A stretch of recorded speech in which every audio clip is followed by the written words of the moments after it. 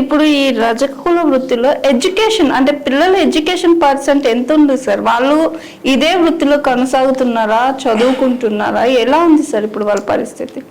ఒక రకంగా చెప్పాలంటే ఈ 20 ఏళ్ళ నుంచి మార్పు వచ్చింది.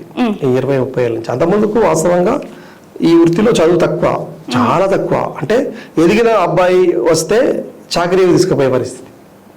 అంటే కనీసం ఆ ఉతికిన తర్వాత ఆ బట్టలు తీసుకెళ్ళి ఆరేటేసినప్పుడు కనీసం కొంగు పట్టుకోవడానికన్నా నాకు కొడుకుంటాడు అని తీసుకుపోయేవాళ్ళు. సపోర్టు, అవును, వాళ్ళకి అన్నం తీసుకురావడం, బట్టలు ఆరేస్తుంటే వీడు పక్క పొంటి చిన్న చిన్న బట్టలు ఆరేయడము. వాళ్ళ అమ్మ ఒక చీర ఆరేయాలంటే ఒకరు ఆరేయలేరు, ఇంకొకరు సపోర్ట్ ఉండాలి. అట్లా నేను చిన్నప్పుడు కూడా చేసినాను. మా అమ్మ చాకరీ పోయినప్పుడు నన్ను తీసుకెళ్ళేది. చాకరీకి తీసుకెళ్తే మాకు పెద్ద ఉండేది ఊర్లే పాలు. మా పాలు మరి మేము చేయాలన్నప్పుడు నేను ఒక్కడే కొడుకుని, నన్ను కూడా చాకరీ తీసుకుపోయేవాళ్ళు. నేను వెళ్ళేవాడిని. నాకు సరదాగా పోవాలని ఉండేది. మా అమ్మ ఉతుకుతుంటే నేను తీసుకొచ్చి ఆరేస్తుంటే చిన్న చిన్న బట్టలు.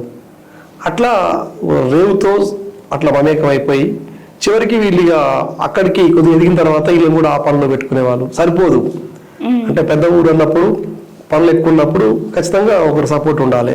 అట్లా చదువు మనకి ఎందుకు లేదు. అందుకని సామెతలు కూడా వచ్చినాయి కదా, చదువుకున్నాడు కదా చాకలి నయమని చెప్పి. అందుకని 1000 బట్టలు కూడా వీళ్ళు లెక్క పెట్టకుండా మరి ఎవరు వాళ్ళే ఇచ్చేస్తారు. ఇప్పుడు రాసుకుంటారు, కానీ అప్పుడు రాసుకునేది ఇక్కడ చదివేది కదా. అవును, ఇట్లా వీళ్ళు ఒక రకంగా చెప్పాలంటే చాకిరీ అనేది ఒక శాస్త్రీయమైనటువంటి అదొక మనకు ఫ్యాక్టరీ. అది మనం చాకరీ అనేటువంటి దాని నుంచే ఇలా మనకు సర్ఫ్ వచ్చింది, సోడా వచ్చింది, సౌండ్ వచ్చింది. కాబట్టి అదొక కెమిస్ట్రీ ప్రయోగశాల. దాని నుంచే ఇవన్నీ వచ్చినాయి. ఇలా బట్టల్లో క్రిము చనిపోతుంది అంటే ఇప్పుడు మనకు అనేక రకాల సోడాలు అవి వచ్చినాయి. ఆనాడు సౌడు ద్వారా సౌడును కనుక్కుందే రజకులు కదా. అందుకని సైంటిస్టులు, శాస్త్రవేత్తలు.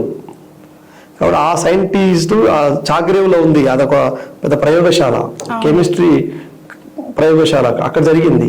మరి అప్పుడు వీళ్ళు ఎవరు నేర్పిరు? సౌడు ఎట్లా తీసుకున్నాడు అంటే పొక్కుతున్నటువంటి మట్టిని తీసుకొచ్చి ఉతికితే ఈ బట్టలో ఉన్నటువంటి మురికి పోద్దని చెప్పి వాళ్ళే అది తెలుసుకొని వాళ్ళు ఉగాది సందర్భంగా పొక్కుతుంది భూమి.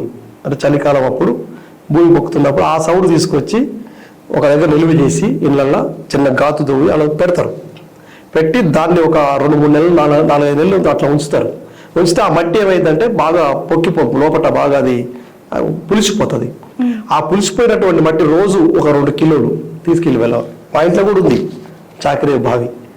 అక్కడి నుంచి తీసుకొచ్చి దాన్ని మళ్ళీ పొయ్యి దగ్గర ఒక పెద్ద పాత్ర, ఆ పాత్రలో పోసి కొద్దిగా నీళ్ళల్లో ఇది పోస్తే ఇట్లా పొంగేది. సరుకు పోస్తే ఎట్లయితే బుగ్గ వస్తుందో బురుగు అట్లా వచ్చేది. ఆ తర్వాత ఆ మట్టిని తీసేసి ఆ సౌడ్ అంతా పొయ్యిలో పోసేవాళ్ళు. దాన్ని బట్టి పెట్టేవాళ్ళు, బట్టలు ఉడకబెట్టేవాళ్ళు. అట్లా ఉడకబెట్టిన తర్వాత 1 గంట తర్వాత ఆ మొత్తం మైలంతా కూడా పోయేది.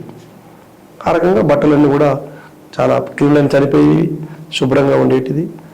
అట్లా అనేక రకాలుగా ప్రజల ఆరోగ్యాన్ని కాపాడి ఆ తర్వాత సరుపు, సోడా, సబ్బు, ఇవన్నీ బ్లీచింగ్ ఇవన్నీ కూడా రాబడ్డాయి. Hi, this is Swathi.